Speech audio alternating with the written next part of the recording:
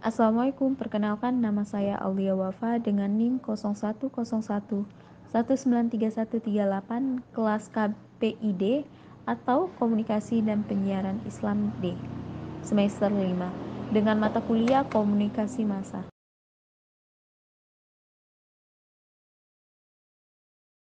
Baik, di sini saya akan menjelaskan 3 materi.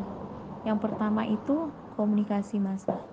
Pengertian komunikasi massa atau komas terdiri atas 2 kata, yakni komunikasi dan massa. Menurut Wilbur Schramm yang menyatakan bahwa komunikasi atau communication itu berasal dari kata Latin communis yang juga berarti common atau sama. Jadi komunikasi massa adalah proses di mana organisasi media membuat dan menyebarkan pesan kepada halayak banyak atau publik. Ruang lingkup komunikasi massa terdapat 2 pandangan. Yang pertama itu pandangan klasik, yang terdiri yang pertama surat kabar, yang kedua majalah, yang ketiga radio, yang keempat televisi, yang kelima film. Yang kedua pandangan modern, yang dimana terdiri dari pertama media sosial atau medsos, yang kedua media online, yang ketiga internet. Ciri-ciri komunikasi massa. Yang pertama, ditunjukkan ke halayak luas, heterogen, tersebar, anonim, serta mengenal batas geografis. Yang kedua, bersifat umum, bukan perorangan. Yang ketiga, penyampaian pesan berjalan secara cepat. Yang keempat, penyampaian bersifat satu arah. Yang kelima, kegiatan komunikasi terjadwal secara terencana. Yang keenam, tidak bersifat temporer.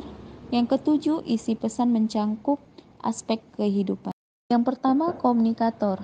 Komunikator yaitu melakukan sesuatu, bisa membuat berita, menjadi penyiar dan presenter. Yang kedua, pesan. Pesan yaitu suatu informasi yang bersifat umum dan terbuka, maka pesan tersebut harus diketahui semua orang atau halayak. Yang ketiga, media. Media yang memiliki ciri khas dan mempunyai kemampuan untuk memikat perhatian halayak secara serempak dan serentak. Yang keempat, halayak. Halayak yang dituju yaitu dalam komunikasi. Jumlah besar halayak dalam komunikasi massa. Halayak sangat besar justru bersifat anonim dan heterogen. Yang kelima, filter. Dalam komunikasi massa, pesan yang disampaikan media pada umumnya ditujukan ke halayak yang heterogen. Yang keenam, umpan balik. Umpan balik merupakan satu komponen komunikasi termasuk komunikasi massa sebagai kontribusi untuk menyampaikan pesan. Dan terakhir, bab 3 yaitu fungsi komunikasi massa. Yang pertama, fungsi komunikasi massa menurut para ahli. Yang A, menurut Harold de Lasswell, yang dimana terdiri dari fungsi pengawasan, yang kedua fungsi korealisasi, yang ketiga fungsi pewarisan sosial.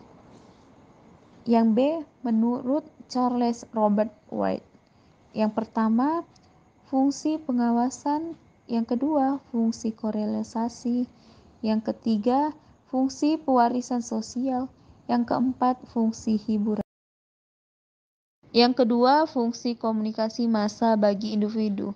Menurut Becker, yang pertama pengawasan atau pencarian informasi, yang kedua fungsi pengembangan diri, yang ketiga fasilitas dalam hubungan sosial, yang keempat substitusi, yang kelima membantu melegakan emosi, yang keenam sarana pelarian dari ketegangan, dan yang ketujuh bagian dari kehidupan ritual atau rutin. Yang ketiga, fungsi komunikasi massa pada media massa bagi masyarakat. Menurut Lasswell dan White, yang pertama fungsi pengawasan sosial, yang kedua fungsi korelasi sosial, yang ketiga fungsi sosialisasi, yang keempat fungsi hiburan. Yang keempat, fungsi transmisi budaya menurut Rati Ayu Widiasi menyatakan bahwa transmisi budaya merupakan kegiatan pengiriman atau penyebaran pesan dari generasi yang satu ke generasi yang lainnya tentang sesuatu pesan yang sudah menjadi kebiasaan dalam alkulturasi budaya. Yang kelima, fungsi melawan kekuasaan dan kekuatan komunikasi massa yang berfungsi sebagai melawan kekuasaan dan kekuatan represif. Hal ini menjadi sebuah alat untuk melawan kekuasaan-kekuatan represif. Nah, itulah penjelasan dari ketiga materi tersebut. Semoga bisa bermanfaat untuk kita semua. Terima kasih dan assalamualaikum warahmatullahi wabarakatuh.